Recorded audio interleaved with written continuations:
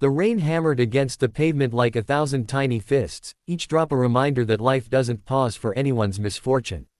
Sarah Mitchell pressed herself against the brick wall of the boutique she'd just left, clutching her portfolio to her chest as if it could shield her from more than just the weather. Her interview had gone terribly, another rejection in a city that seemed determined to break her spirit. At 28, she'd imagined New York would be where dreams came true, not where they drowned in puddles on Fifth Avenue. Through the curtain of rain, she spotted a sleek black Mercedes idling at the curb, its hazard lights blinking rhythmically. The driver's side window was down just enough for her to see it was empty in front, but someone was in the back. She'd called for a ride 10 minutes ago, and the app said her car was nearby. This had to be it. Without overthinking, because overthinking had become her enemy lately, Sarah yanked open the rear door and slid inside, grateful to escape the deluge. "Thank God," she breathed, pushing wet hair from her face. "I thought I'd drown out there." "Excuse me." Sarah's head snapped up. The man beside her definitely wasn't a rideshare driver.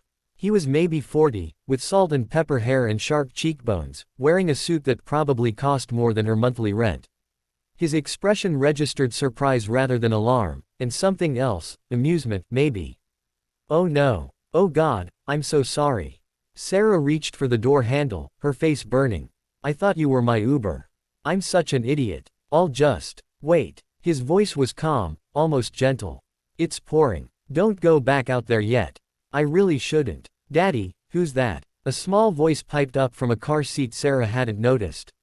A little girl, maybe 5 years old, with dark curls and enormous brown eyes, stared at her with unfiltered curiosity. "I'm sorry, I didn't catch your name." The man said. Sarah Mitchell. "And I'm mortified." She laughed despite herself, a sound edged with hysteria. "This has been the worst day, and now I'm accidentally carjacking someone." The corner of his mouth twitched. "James Harrison. And this is my daughter, Lily. You're not carjacking us." The door was unlocked. "My fault." My driver stepped away for a moment. Lily leaned forward as much as her car seat allowed.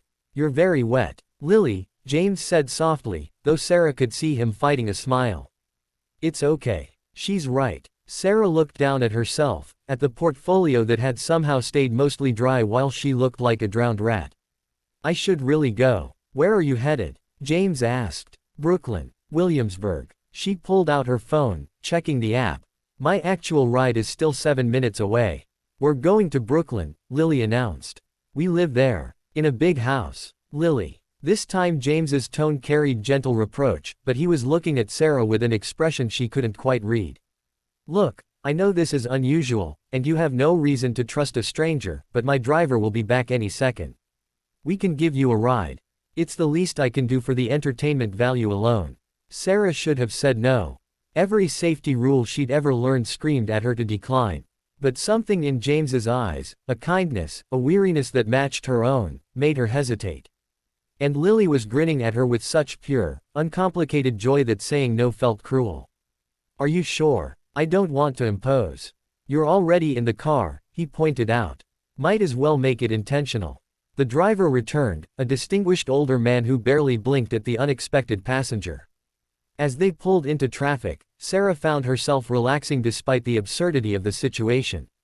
Lily chattered away, asking Sarah about her favorite color blue, whether she liked princesses sometimes, and if she had any kids. "No, just a cat named Hemingway." "What's in your folder?" Lily asked, pointing at the portfolio. "Lily, that's nosy," James said, but he looked curious too. "It's okay. I'm a graphic designer. These are samples of my work. I just came from a job interview." Sarah tried to keep her voice light, but something must have shown on her face. "How'd it go?" James asked quietly. "About as well as my sense of direction, apparently." She managed a weak smile. "I'm starting to think New York isn't for me." "New York's hard," James said, and there was something in his voice, experience, maybe regret.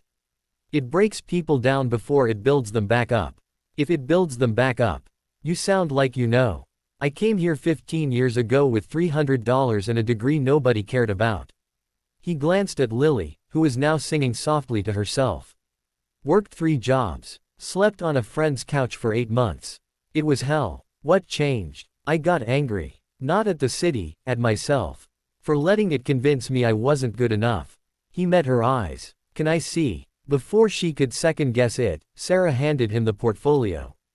She watched his face as he flipped through her designs, logos, branding packages, editorial layouts. His expression remained neutral, professional, until he reached the last page. "This is exceptional," he said finally. "Whoever didn't hire you today is an idiot. You're just being nice." "I'm never just nice. Ask anyone who works for me." He pulled out a business card. "James Harrison, CEO, Harrison Media Group. We're always looking for talented designers. Send me your resume." Sarah stared at the card like it might vanish. Harrison Media Group. She'd researched them for a potential application months ago, decided she wasn't qualified enough even to try. "I can't accept this. You don't owe me anything."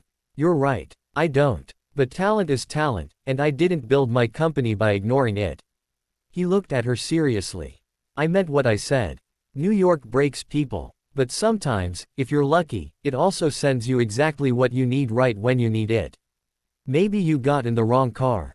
Or maybe you got in exactly the right one." Lily tugged on her father's sleeve.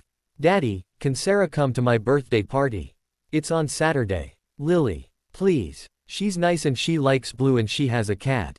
James looked at Sarah with an expression somewhere between apologetic and hopeful. "You're under no obligation." "I'd love to," Sarah heard herself say. And she meant it. The car pulled up to Sarah's building. As she gathered her things, Lily threw her small arms around Sarah's neck in an impulsive hug. "See you Saturday," the little girl chirped. James walked Sarah to her door, rain still falling around them. "Thank you," she said. "For everything. For not thinking I was completely insane." "We're all a little insane," he said. "That's what makes life interesting." He paused. "Send that resume. I'm serious." 3 months later, Sarah sat in her new office at Harrison Media Group, overlooking the city that had once seemed so determined to defeat her.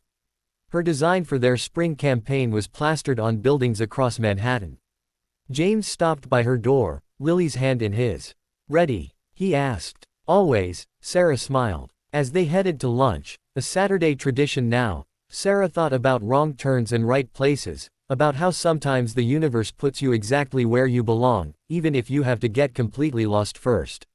She'd entered the wrong car on the worst day of her life. And it had driven her straight home.